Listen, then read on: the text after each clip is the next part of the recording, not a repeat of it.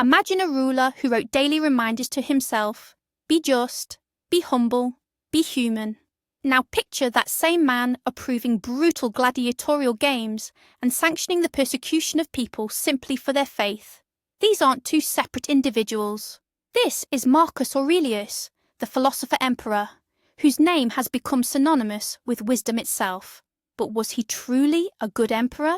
Or was his famous Stoicism just a beautiful cover for a very dark book? In this video, we're going to strip away the idealized image and look at Marcus Aurelius not as a philosopher, but as a ruler. And I promise, the conclusions we reach will force you to view one of history's most celebrated figures in a completely new light. What do you think is worse? A villain who knows he's a villain, or a virtuous man whose good intentions lead an empire toward disaster? Let's find out. To truly grasp the significance of Marcus Aurelius, we first have to understand the era he lived in. This was the 2nd century AD, a time the historian Edward Gibbon famously called the happiest period in human history. Marcus Aurelius was the last of the so-called 5 good emperors, rulers who bypassed bloodline succession and instead chose the most capable successor. This system of adoptive succession worked for nearly a century, guiding Rome to the very peak of its power and prosperity. Then, in 161 AD, the throne went to the man who seemed least suited for it. He wasn't a general. He was a scholar, a thinker, and a follower of Stoicism, a philosophy teaching self-control, duty, and the acceptance of fate. Stoics believed the world was governed by a rational order, the Logos, and that man's primary goal was to live in accordance with that order and his own nature. The ideal Stoic ruler was supposed to be impartial, just, and always put the common good above personal gain. Sounds like the recipe for a perfect emperor, doesn't it? But reality, as usual, proved far messier.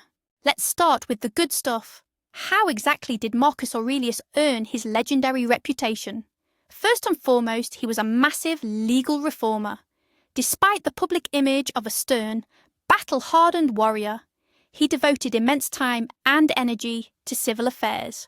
He personally presided over court hearings, sometimes staying in session for 11 or 12 straight days.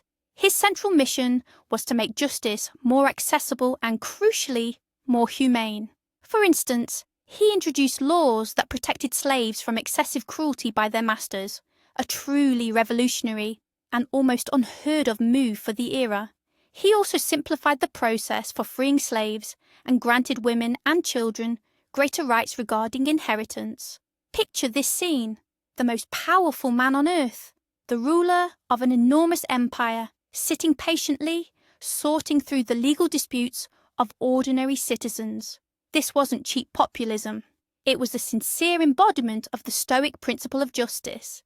He genuinely believed that all people were equal before the law, and his role as emperor was to guarantee that equality. This solidified his image as an accessible and caring pater, patriae, the father of the country. Moving beyond his positive contributions, we must certainly highlight his social policy.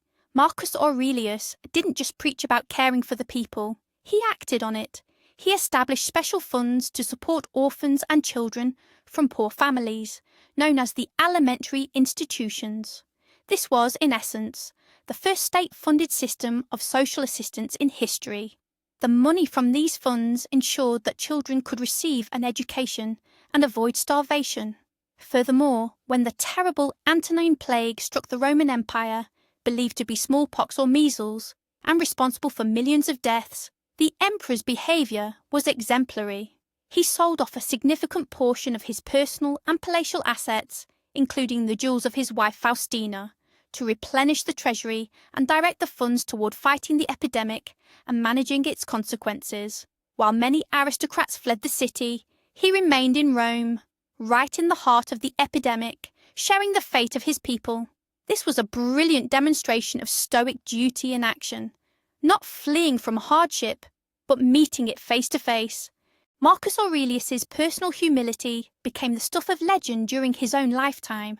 Unlike predecessors such as Nero or Caligula, who shamelessly revelled in excessive luxury, Marcus Aurelius embraced an almost ascetic lifestyle. His meditations are famously filled with self-reminders about the futility of wealth and chasing fame. He slept on a simple campaign cot, wore plain clothing, and actively shunned elaborate ceremonies.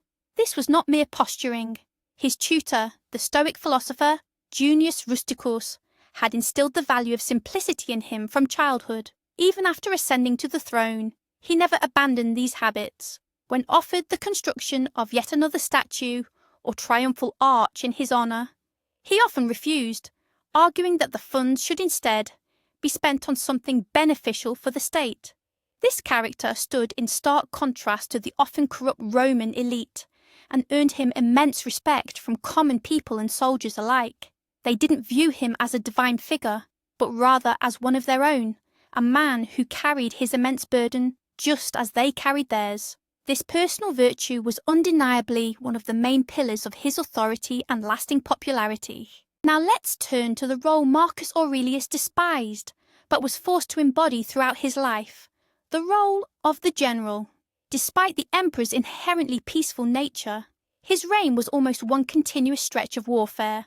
The primary threat came from the Germanic and Sarmatian tribes along the Danube frontier, initiating what history calls the Marcomannic Wars. This was no mere border skirmish. The barbarians broke through the defences and invaded deep into the empire, pushing all the way into Italy itself. For the first time in centuries, Rome faced a genuine threat of invasion on its soil. And so, the philosopher, who preferred books and contemplation, was compelled to put on his armour and head to the front lines. He spent the better part of his rule, roughly 17 years, consumed by war. He personally commanded the legions, lived in field camps, and shared every hardship of military life with his soldiers. It was there, in a tent, surrounded by the cold and the constant threat of death, that he penned his famous Meditations, private notes to himself, a desperate attempt to maintain inner harmony amidst the chaos of war. The military success of Marcus Aurelius is often called into question. He was no strategic genius unlike a Caesar or a Trajan. His victories were hard-fought, grueling, and extremely bloody. The war ebbed and flowed, and there were times when it seemed Rome might actually be defeated. Yet his greatest achievement wasn't found in brilliant tactical manoeuvres, but in sheer perseverance and strength of character. He became the very embodiment of Rome's unyielding spirit. His personal presence on the front lines galvanized the legions. The soldiers saw their emperor suffering alongside them, and that sacrifice gave them immense strength. Ultimately, at the cost of tremendous effort and massive casualties, he managed to turn the tide. He drove the barbarians back across the Danube and even planned to establish 2 new provinces on their territory, ensuring the frontier was secured permanently. He died before this final goal was achieved, but he accomplished the essential task. He saved the empire from destruction. From the perspective of Stoicism, he simply did what duty required. His imperial mandate was the defence of Rome, and he fulfilled that commitment to the very end, sacrificing his health, his comfort, and ultimately, his life. Now, we approach the darker side of his reign. We begin with the issue that continues to baffle many historians, the persecution of Christians. How could a wise, humane philosopher, one who wrote about the universal brotherhood of man, have sanctioned such brutal persecutions? The fact is, it was during his reign that the persecution of Christians became systematic, escalating to unprecedented levels of cruelty. The most infamous episode is the so-called Martyrs of Lyon in 177 AD, where, in Gaul, dozens of Christians, including women and the elderly, were subjected to sophisticated torture and publicly executed in the arena. Marcus Aurelius didn't just turn a blind eye. He personally approved the death sentences. How can this be reconciled with his philosophical beliefs? There are several explanations for this. First, from a Roman perspective, Christians were seen not merely as followers of a different religion, but as dangerous subversives or cult members. They refused to worship the Roman gods and the emperor, an act considered high treason. Furthermore, they refused military service, led secretive lives, and were the subject of horrific rumours, including accusations of ritual cannibalism. Secondly, from the perspective of a Stoic, the behaviour of Christians made absolutely no sense. Stoicism taught brave acceptance of fate and a rational approach to death, yet Marcus Aurelius perceived Christians as displaying a fanatical, theatrical obstinacy, often embracing death with joy. In his Meditations, he writes dismissively of such deaths, describing them as resulting not from sober judgment, but from mere sheer obstinacy. He saw nothing noble or dignified in their martyrdom. To him, as head of state, they were a subversive element, tearing down traditional foundations and social order, especially during the difficult times of plague and war, when national unity was critically important. Their refusal to honour the gods who protected Rome looked exactly like treason. Therefore, from his perspective, he wasn't persecuting people for their beliefs. He was punishing state criminals for disobedience and undermining stability. This is a cruel logic, perhaps, but it explains his actions from the standpoint of a Roman ruler, not a modern humanitarian. The next count in the indictment concerns the economy. The Antonine Golden Age ended precisely during Marcus Aurelius's reign. Perpetual wars and the devastating plague delivered a crippling blow to the imperial treasury, and funds became desperately scarce. Instead of searching for new economic models, the Stoic emperor chose the simplest and ultimately most ruinous path: currency debasement. He began reducing the silver content of the denarius, the empire's main currency. While the denarius contained roughly 80% silver at the start of his reign, by the end, that figure had dropped to less than 75%. This was, effectively, hidden inflation. The state paid its soldiers and officials in cheap money, yet demanded that taxes be paid in full-weight coinage. In the short term, this strategy succeeded in financing the army and sustaining the war effort, but in the long term, it severely undermined trust in the Roman currency and triggered an economic crisis that would plague the empire for the next century. Did he truly have another choice? Perhaps not. But the fact remains, the good emperor made a decision that had devastating consequences for future generations. This brings us back to the classic conflict between the philosopher and the ruler. Stoicism taught contempt for wealth and material possessions.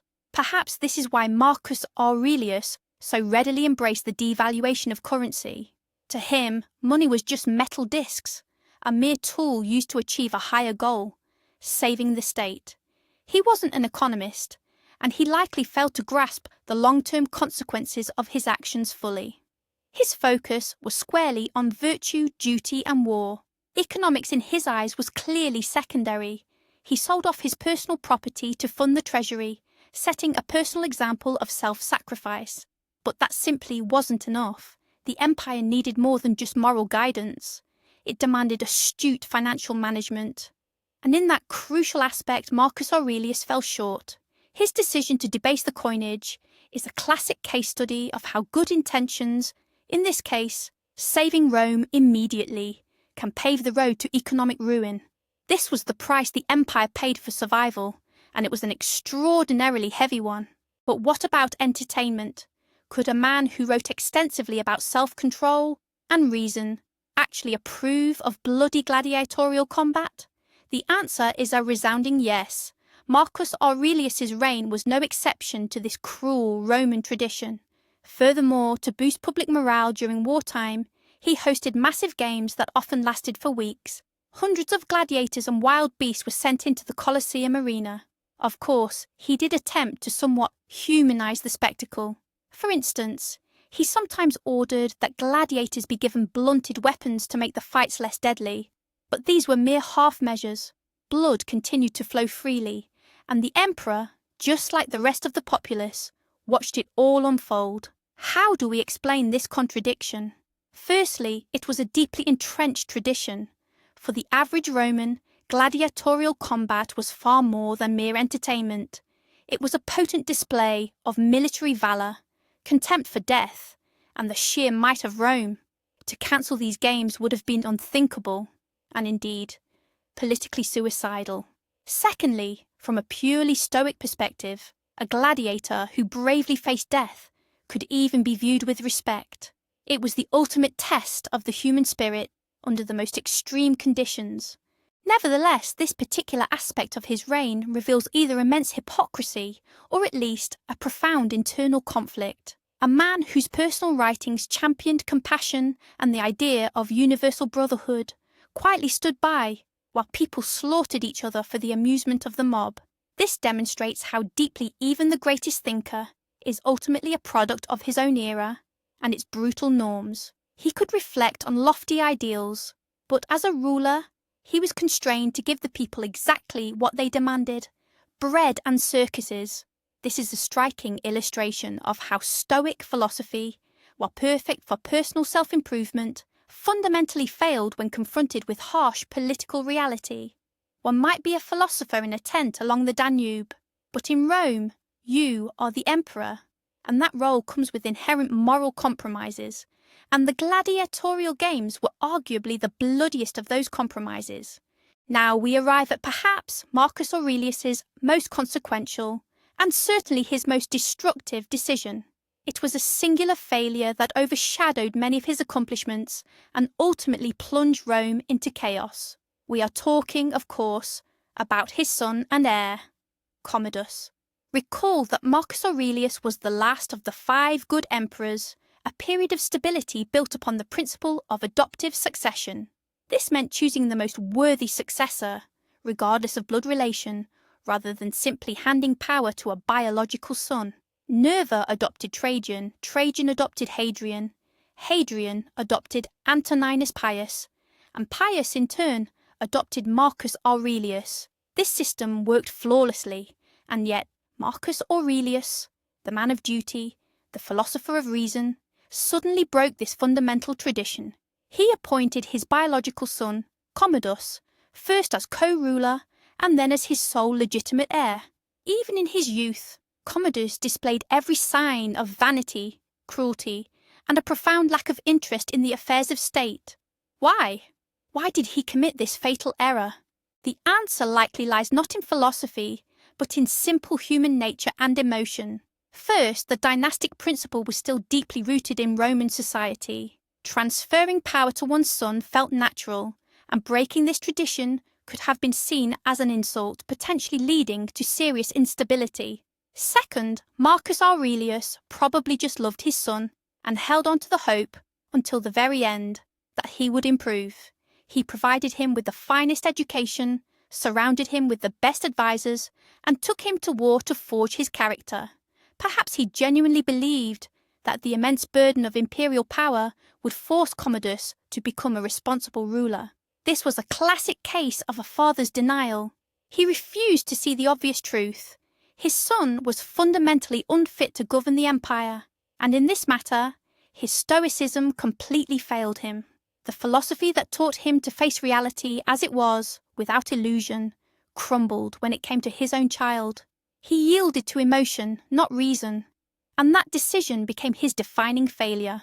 The consequences of that decision were catastrophic. The moment Marcus Aurelius died, in 180 AD, Commodus immediately halted the Danube campaign, signing a peace treaty with the barbarians that was disastrous for Rome. He relinquished all of his father's hard-won gains and rushed back to the capital simply to indulge in pleasure. His reign devolved into a 17-year farce characterized by debauchery, terror, and staggering narcissism. He fancied himself the new Hercules, and in an unprecedented disgrace for an emperor, he fought in the arena as a gladiator, demanding divine honors. He completely depleted the state treasury, while his growing paranoia led to the executions of countless senators and generals. Commodus's rule marked the end of the Golden Age and plunged the empire into the cycle of civil wars known as the crisis of the 3rd century. The profound irony is that Marcus Aurelius, who had spent his entire life fighting for stability and order, had, by his own actions, created the conditions for chaos and decline. He saved Rome from the barbarians outside the gates, only to leave it vulnerable to the internal barbarian, his own son. So how exactly does Stoicism relate to all these actions? Let's try to piece the puzzle together. The Stoic philosophy, embraced by Marcus Aurelius, centers on 4 cardinal virtues: wisdom, justice, courage, and temperance, and if we examine his life, we can see he genuinely attempted to adhere to these principles. His legal reforms were an embodiment of justice. His personal modesty was temperance. His conduct in war showed courage. And his meditations are the record of an unending search for wisdom. But the key concept for Marcus was duty. Duty to Rome, duty to his position, and duty to the Logos, the universal reason. And that sense of duty, in his view, justified everything. It justified the brutality of war, because the emperor's duty was to protect the borders. It justified the persecution of Christians, because his duty was to preserve the social order. It justified the debasement of currency, because his duty required him to find the means to save the state. Stoicism thus became not only a source of personal solace for him, but also the ideological justification for the harshest of measures. We arrive at a striking paradox. Stoicism moulded Marcus Aurelius into a good man, yet it might also be the very thing that prevented him from achieving true greatness as an emperor. His intense focus on personal virtue and immediate duty sometimes obscured the pragmatic, long-term consequences of his decisions. He was too absorbed in his internal struggle, constantly striving to remain a virtuous man amidst terrible circumstances. He focused on what was morally correct in the moment, adhering strictly to his immediate duty, but he failed to calculate where those actions would lead 10 or 20 years down the line. The classic example is Commodus. His duty as a father, perhaps in his eyes, was to believe in his son and grant him the opportunity. Yet his duty as an emperor was to secure a stable future for Rome, even if that meant accepting personal tragedy. In that pivotal choice, he seems to have prioritized the duty of a father over the duty of an emperor. This was a profoundly human, understandable mistake, but for the empire, it proved fatal. Was Marcus Aurelius a good emperor? The answer, as is so often the case in history, is far from straightforward. If you compare him to tyrants like Caligula or Nero, he was, without question, the very embodiment of virtue and public service. He was diligent, responsible, and a man of impeccable personal integrity. He took on the unbearable burden of power and carried it through to the very end, sacrificing everything for the salvation of Rome. He managed to halt a massive barbarian invasion that could have utterly destroyed the empire. He strove to be just and genuinely cared for the common people. For these actions, he certainly deserves our respect. He was likely the best emperor Rome could have hoped for, given the truly terrible circumstances he inherited. He didn't enjoy power. He viewed it as a heavy burden, his personal cross to bear. And that fact alone sets him apart from the vast majority of rulers throughout human history. However, when you judge his reign purely by the outcomes, the picture darkens considerably. His economic policies laid the groundwork for a future crisis, and his religious intolerance caused immense suffering among innocent people. Furthermore, his disastrous choice of successor essentially wiped out the stability his predecessors had established, ushering in an era of chaos and civil war.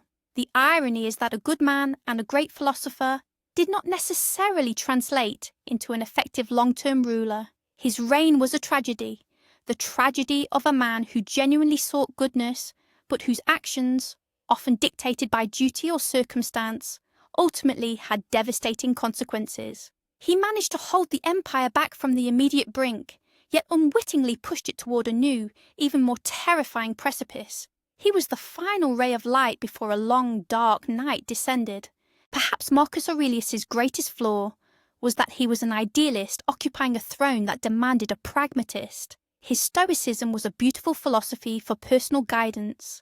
It helped him maintain his humanity amid the horrors of war and plague. But as a tool of statecraft, it proved insufficient. It offered no solutions for complex economic dilemmas, taught him nothing of political expediency, and certainly couldn't warn him that his own son would become a monster. Marcus Aurelius attempted to rule the empire as a philosopher manages his own soul, striving for order, harmony, and virtue. But the empire is not a soul.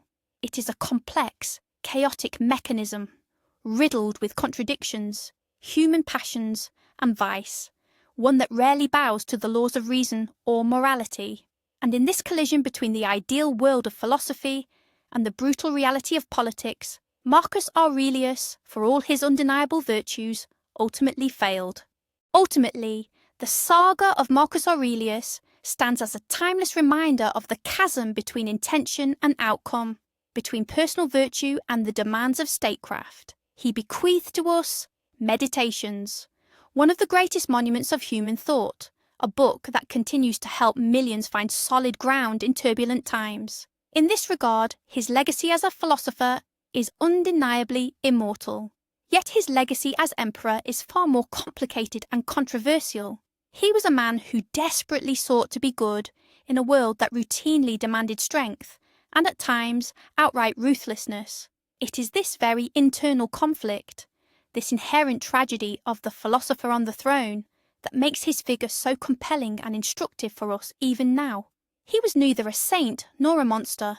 He was a man, confronting challenges that seemed beyond human capacity, and the way he navigated them, with dignity, error, and profound suffering, that remains his ultimate and most important lesson.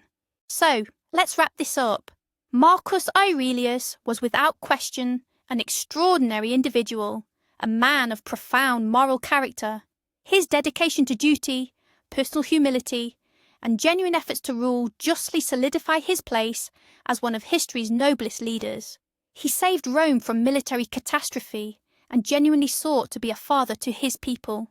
Yet, despite these virtues, his reign was simultaneously marked by brutality, significant economic missteps, and most critically, a fatal error in choosing his successor, an error that plunged the empire into darkness. His stoicism was his greatest strength as a man, but perhaps his fundamental weakness as an emperor. It may have blinded him to the harsh, necessary realities of political power. He wasn't the flawless, legendary ruler we sometimes imagine, but a complex, deeply tragic figure. Thank you so much for watching this video all the way through. If you found this discussion engaging, please be sure to subscribe to the channel and hit that like button. It really helps us grow. Now for a question I hope sparks a fascinating debate in the comments below. What do you think is more crucial for a ruler? Personal virtue or raw effectiveness, even if that effectiveness requires cruelty? Was Marcus Aurelius a hero or a fundamentally tragic figure? I look forward to reading your insights.